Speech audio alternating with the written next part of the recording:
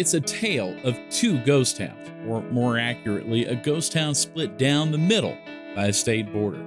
Glenrio, Texas on the one side, and Glenrio, New Mexico on the other. And though they didn't last more than 100 years, they built a lot of stories to tell. And stick with us, because none is more heartbreaking than the one of its final resident.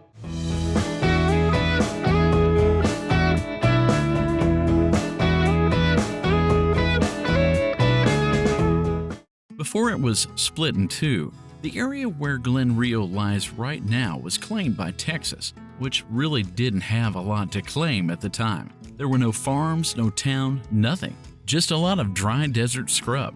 This was all about to change. It's 1901, and the dry grasslands around the northeastern Texas plains were quite empty. That is until the arrival of the Chicago, Rock Island, and Pacific Railroad, who built through this area. And in just 2 years, they established a town called Rock Island. This opened the countryside to settlers from the east, as they claimed land parcels of about 150 acres each. Soon, several large cattle ranches grew, taking full advantage of their easy access to the rail to move their livestock.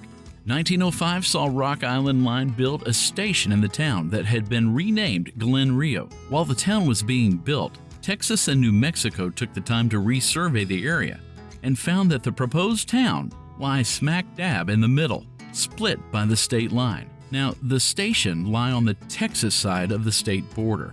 However, a post office was set up on the New Mexico side. So, the postmaster would walk every morning from his New Mexico post office across the Texas line to pick up mail at the train station, and then return to the New Mexico side before sorting it all out. That was just the beginning of the back and forth nature of this town. By 1920, Glenrio had a variety of offerings for a town its size, mainly due to its location. There was a hotel, a hardware store, a few cafes, grocery stores, as well as several service stations. Most locations that deal with a state line or something dividing them in two often become very competitive. Glenrio embraced the situation and looked for every advantage that they could. For instance, gas taxes were higher in New Mexico, so all of the filling stations just happened to be located on the Texas side where they were cheaper. Now, Deaf Smith County, Texas, where Glenrio, Texas lies, was a dry county, meaning they couldn't sell any type of alcohol. So everyone selling alcohol was on the New Mexico side where it was legal, and on it went. The highway also played a significant role in the development of Glenrio. The Ozark Trail was later rebadged Route 66 in 1926. With the new highway came the new traffic.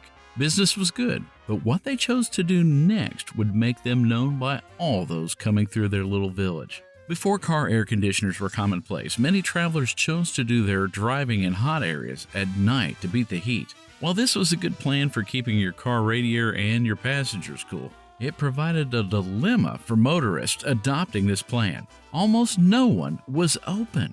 In fact, many towns closed before 8 p.m., leading to nervous searches for gas and food.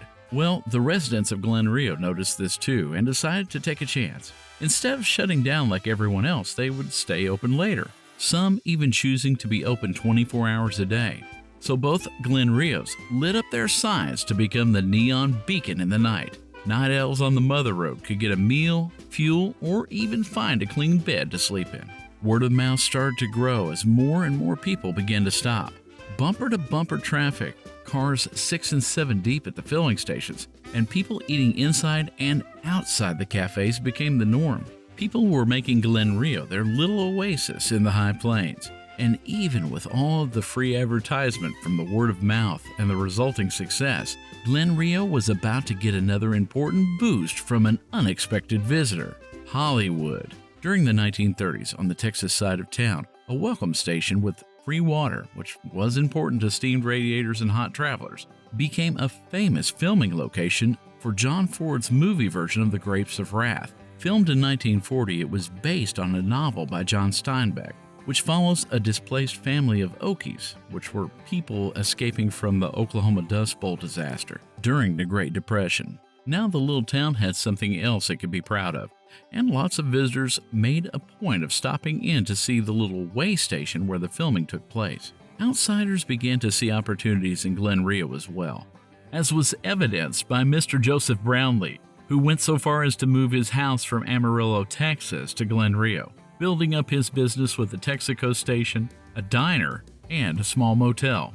Nearer to the state line was the State Line Motel and Garage. Its eastbound sign said it was the first motel in Texas, and its westbound sign said it was the last motel in Texas. And all the way through the 1950s, both Glenrios welcomed travelers. However, things were about to permanently change for the little towns.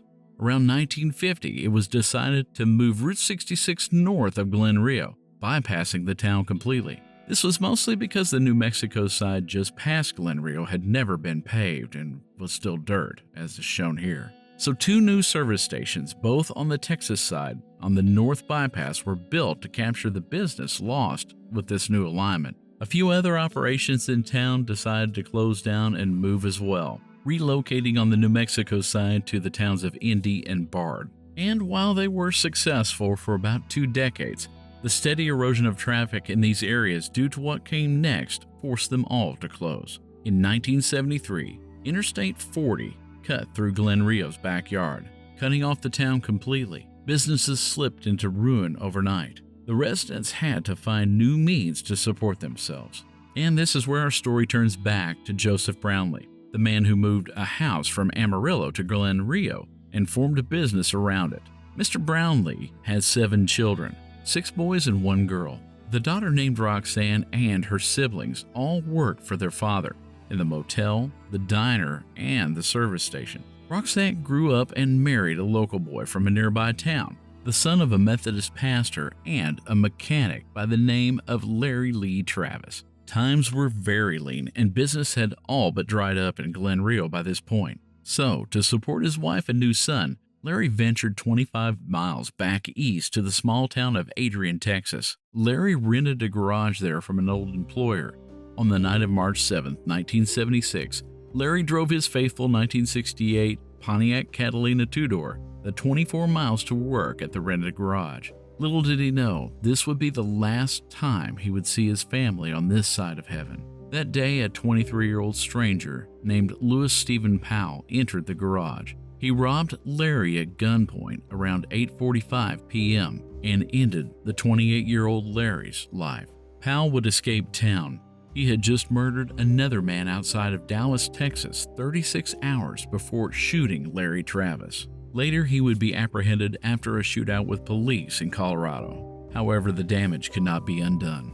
Devastated by the loss of her beloved husband, Roxanne Brownlee Travis received Larry's car back and decided to place it as a small memorial next door to Joseph Brownlee's house. The house, now home to Roxanne and her young son, was her father's Texaco station. Now permanently closed, it was a fitting spot to park Larry's favorite car, and it never moved again.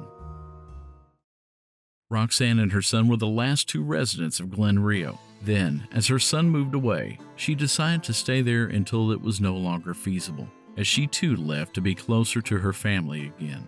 Both Glenrios today are completely uninhabited. Nothing remains but empty buildings, excluding a business, a smoke shop on the New Mexico side, taking advantage of the fact that New Mexico has legalized the type of smoke they sell, while Texas is not. I suppose some traditions in Glenrio never change. Thank you so much for watching our video on Glenrio. If you're getting value from this, we would appreciate if you would subscribe to our channel. We are so close to reaching the goal of 1,000 subscribers, and that would help us monetize the channel. Be watching for our next videos as we continue to talk about the ghost towns of Route 66. And as always, you never know what you'll find until you go beyond the exit. Thank you so much, and God bless you.